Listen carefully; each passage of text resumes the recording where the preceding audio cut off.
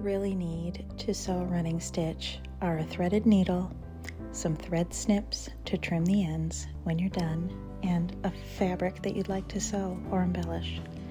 Optional but very helpful are chalk or some other kind of fabric marking implement and a straight edge or ruler for marking guidelines. Temporary guidelines are very helpful to achieve straight lines of stitching, but they're not necessary depending on the look you want. You can draw a few at a time to get you started, or you can add them as you complete each line of stitching. To sew the running stitch, you can start at the top or bottom of the fabric.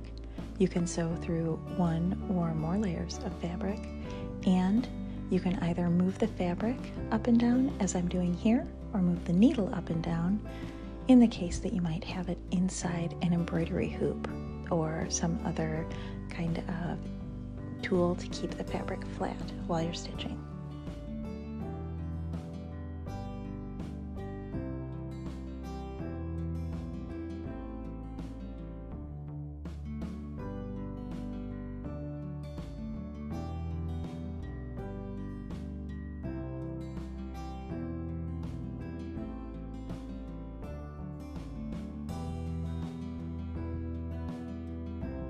With practice, the running stitch is a very fast one to complete.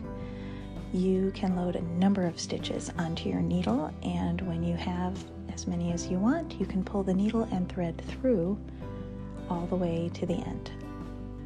What you'll want to do as you do this is smooth out the fabric so that you don't have ripples as you move on to the next group of stitches. Here are 3 examples of how running stitches can look.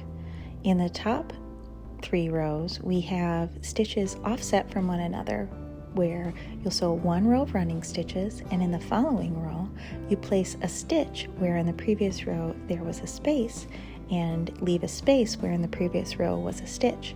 Then you switch back in the following row, and once you have the first few rows done, it's very easy to complete.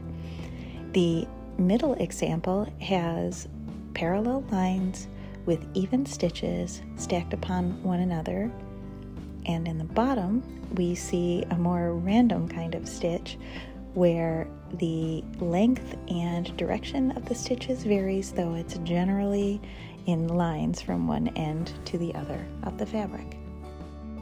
If you really want even stitches, you're going to need a guide.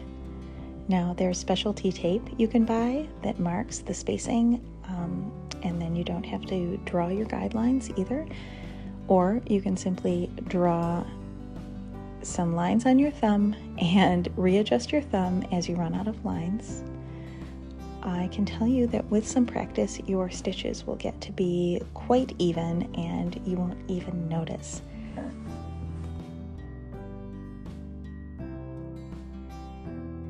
When you're done with your stitching, flip the fabric over to the back side, wrap the thread around your needle, and pull it through to make a knot.